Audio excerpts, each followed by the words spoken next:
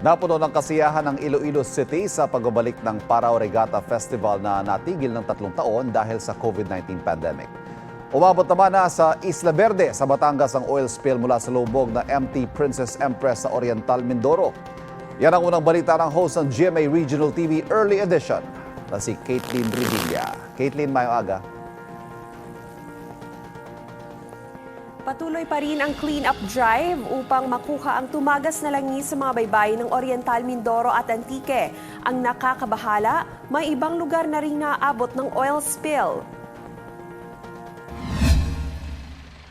Umabot na sa 3 barangay sa Isla Verde sa Batangas City ang apektado ng tumagas na langis mula sa lumubog na MT Princess Empress sa Nauhan Oriental, Mindoro.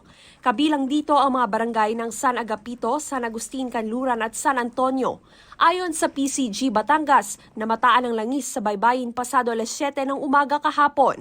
Sa video na ipinadala ng Coast Guard Station Batangas, makikita ang maitim na langis na tinatanggal ng ilang mga kawani ng Coast Guard. Naka-red alert na ngayon ang PCG at Batangas City LGU para sa pagkontrol sa pagkalat ng langis sa lalawigan at lungsod ng Batangas. Agad nagsagawa ng joint hearing ang Komite ng Environmental Protection at Risk Reduction sa Sangguniang Panlalawigan ng Batangas. Sana sa lalong madaling panahon ay mabigyan ng mabilisang solusyon. At kung mayroon, sana po ay mayroon na maitulong kayo sa amin sa buong Isla Verde. Sa ngayon po, kailangan po natin bayanihan. Tumulong po sa paglalatag ng mga oil spill booms at saka sa pagki-clean up. Nauwi sa krimen ang inuman sa isang bahay sa Barangay Latangan, Mulanay, Quezon. Patay na ng datna ng mga otoridad ang 20 anyos na si John Robert Abdullah, may taga siya sa leeg. Ang suspek sa krimen ang 54 anyos niyang ama. Sa ulat ng pulisya, kainuman ng padre de pamilyang si Carlito ang anak na si John Robert, isa pa nitong anak at isang kaibigan. Posibleng nagkapikunan daw sa biro ang mag-ama, kaya tinaga ng suspek ang biktima gamit ang isang umano'y itak. Ang una lang sinabi ng anak na yung biktima na yung binanggit niya na baka tumulo na naman ang laway mo tatay pagka ikaw ay lasing. Hindi na raw tumakas ang tatay ng biktima. Sa bahay siya nadatna ng rumesponding mga otoridad at saka dinala sa presinto. Kasong parricide ang kinahaharap ng matandang Abdullah.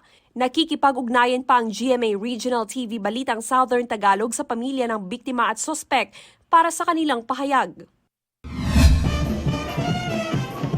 Matapos ang 3 taon ay muling nasaksihan ang itinuturing na oldest sailing event sa Asia, ang 50th Iloilo Guimaras Parao Regatta Festival. Napuno na mga manonood ang Villa Baybay sa Iloilo City. Bukod sa karera ng mga paraw, dagdag atraksyon din ang mga makukulay na layag na gawa ng Ilonggo artists.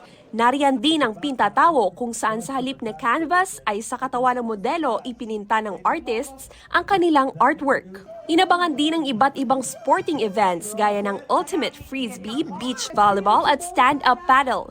Nasaksihan din ang lighted paraw sa engranding closing ceremony. Nagpasalamat naman ang Iloilo Festivals Foundation Incorporated at Parao Regatta Committee sa mga residente at bisita na nakiisa upang maging matagumpay ang selebrasyon.